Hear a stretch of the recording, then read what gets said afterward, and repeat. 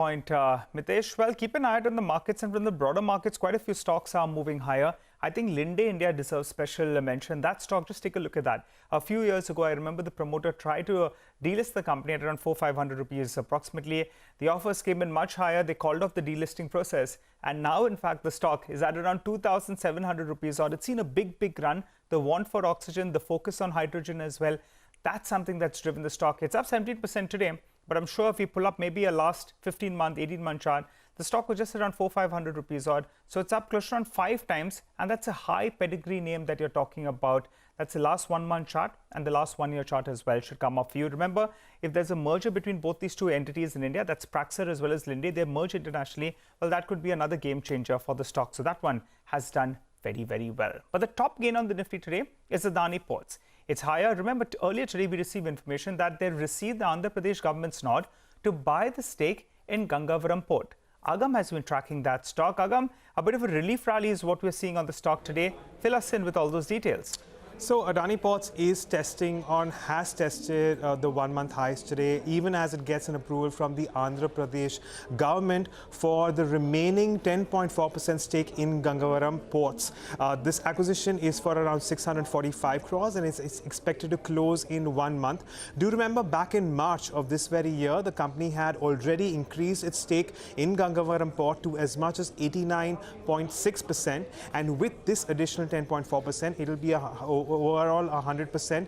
This falls in line with the company's plans in consolidation of its acquisitions that it has made over the last 12 months. And of course, Gangavaram Port is an important one because it also adds a capacity of around 64 MMT overall, and that's also the reason why you are seeing that strength as far as Adani Ports is concerned. Agam, thank you very much for that. The stock had sold off about 20% from the highs, but it's starting to make a little bit of a comeback. Prakash Diwan is with us to take some questions on the show. Prakash, thanks very much. Good to have you here. Any thoughts on how you would value Adani Ports, and is there more to go? Good afternoon, Prashant, and good afternoon, Nigel.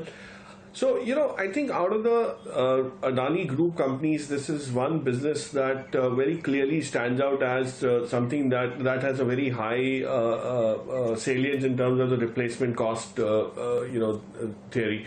For the simple reason that the consolidation that we've seen in the ports sector and the kind of assets that they have lined up and they've built up inorganically are something which is phenomenal in a short span of time. Now, what's actually happening is that the main revenue share comes from their earlier ports, the Mundra port, for instance.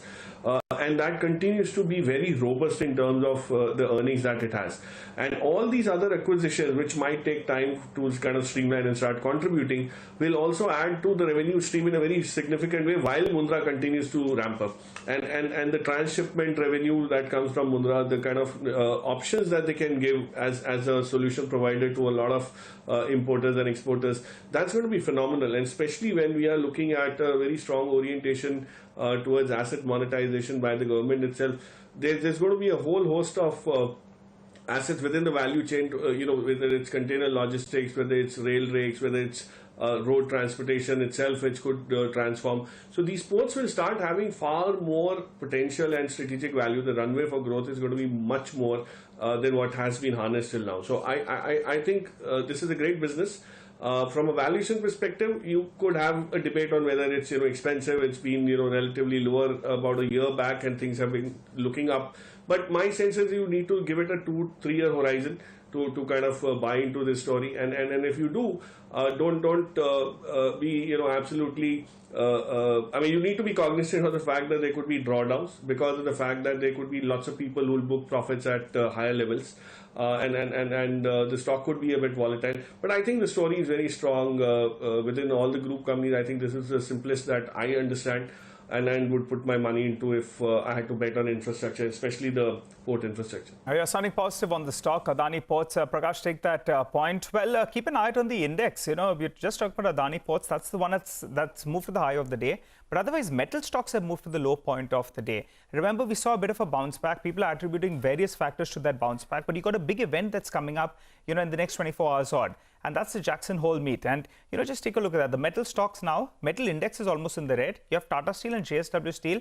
They had a bit of a bounce back yesterday. They have come in for some selling as well. So keep an eye out on both those two stocks, though. Hindalco continues to hold in the green. So some profit booking is what we're seeing on these metal stocks, getting a little bit nervous ahead of that crucial meet. But a couple of other stocks, like the industrial stocks, name it Voltas, Havells, you have Tata Power, all of them, they're looking a little bit nervous today. That after the Bank of America Securities downgraded the stock. Nimesh joins us to fill us in on the key highlights of those reports in our special segment, Standard Brokerages. Nimesh, over to you. Thanks, Nigel. So as you rightly pointed out, Havells is down 5%. Even Voltas is down 2% on the back of BofA Securities downgrading these industrial names. So they've downgraded three stocks: Havells, Voltas, and Tata Power to underperform now. And the key thing is, while they're positive on Voltas and Havells from a long-term structural story, and they do believe that Tata Power is a good play on the renewable side, but hefty valuations and expectation of very high earnings is something where they feel there is going to be a bit of a disappointment, and there is no room for positive surprises there, and hence they have a bit of a doubt on both these stocks, both Voltas and on Havells. On Tata Power, the key risk according to BofA Securities is that there is a lack of clarity in terms of renewables monetization, as well as concerns on the Mundra issue. So that's the reason why there is a bit skeptic on Tata Power. So on back of all this, they've downgraded these stocks in terms of target price. Havells has been downgraded to underperform with a target price cut to 1126. On Voltas, they've cut the target price to 954 from earlier target was 1183. And on Tata Power, while they've downgraded the rating to underperform from neutral, they've kept their target price unchanged at 118. So on back of the key concerns, there is a big downgrade coming in on both all the three stocks: Voltas, Havells, and Tata Power by BofA Securities. Got it. All right, Nimesh, thanks a lot. You alerted us this morning as well, and clearly the stocks are reacting to that brokerage note. Prakash, any view on any of these stocks that we just spoke about? No, so while there could be views that the valuations are a stretch and things, in a market where you would want to pay slightly more for quality of businesses and visibility of earnings, I don't see any reason why a Tata Power needs to be looked at with this dour eyes. I mean, you could argue on the fact that things are not very clear in terms of the portfolio that they're building up in the immediate next couple of quarters, but when you buy a stock like Tata Power, and if you want to ride the entire secular trend of the transformation that they're getting into, and there are lots, they're not just getting into renewables from a IPP perspective, they're getting into distribution in a big way, they're getting into metering in a big way, fractional, metering and stuff like that, and also, solar pumps and stuff like that. So my sense is, I would buy Tata Power on days like this, Nigel, because it continues to be a very good long-term bet. And as we kind of see newer areas of revenue adding up and the deleveraging, whether it's through the InvIT route or whatever they're looking at, it's only going to make sense, and the sum of parts is far more superior than the 120 zones that you see it in. So wonderful opportunity for people to buy to Tata Power on the longer term basis.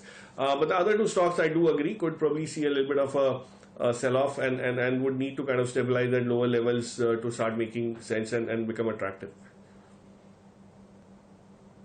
We were talking about commodities earlier, and I put out a piece earlier today basically just looking at, the macro bearish factors, which are well understood. I mean, there is the Fed holding a gun at some point that will go off. There is this entire peak growth and whether the best of growth is behind us. There is China, there is COVID. I mean, all well understood. But I kind of contrasted that with micro fundamentals. I mean, top down, 30,000 feet view, but micro fundamentals for, say, oil, for base metals, for steel, which actually doesn't look all that bad, right? So the question is, will the Prakash, will the macro bear win as far as commodities go, or will these micro, if I can call it tailwinds, play out? So one should remain constructive on these things. What's your sense? So Prashant, that's an interesting observation because you keep on hearing contrasting noises in terms of where we are headed with the commodities particularly. And my sense is, just because we have an impending and a critical decision at the Jackson Hole meeting, it's probably a risk off that's prevalent in the market in these days.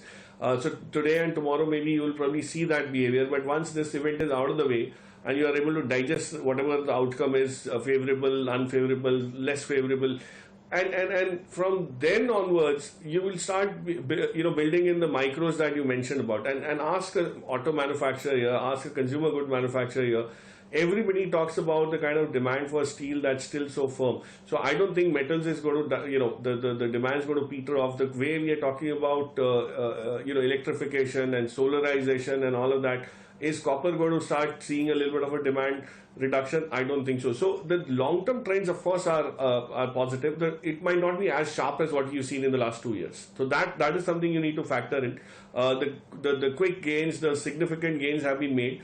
It's now more organic growth, which could probably be slightly boring as compared to the relative growth of the last few years. But there's still very clear growth. And the micro factors will play out, and that's where value investing will start seeking opportunities. So good time for stock pickers, but the top-down sectoral trends could probably start showing some signs of fatigue in some of these commodities. Prakash, you mentioned about autos as well as steel, and I did a quick check yesterday, and I believe there are those contracts that are being renegotiated yet again, because the steel makers have sent their letters out. They want some price increases. And I believe that some of those automakers, well, they are pretty much agreed to that. I'll come back with a full, thorough confirmation of that. But I can just give you a bit of a heads up that, yes, that is happening on ground as well, telling you how strong the demand is for steel, at least. In terms of base metal, well, that's more global in nature, so I'll reserve comment for now on that front. But we've got an index to look at, and the Nifty is on the verge of moving into the red. We made a fresh all-time high today. Now, keep an eye on the mark. We're at around 16,630 approximately. The important level to look at will be in that range of around 16,580 to around 16,600 odd. There has been writing as well at around the 16,650 odd level. So keep an eye out on that mark. The index on the verge of moving to the red. Well, for the time being, let's get you a quick update then. There's some exciting news coming in with Money Control Pro's financial freedom offer. You can subscribe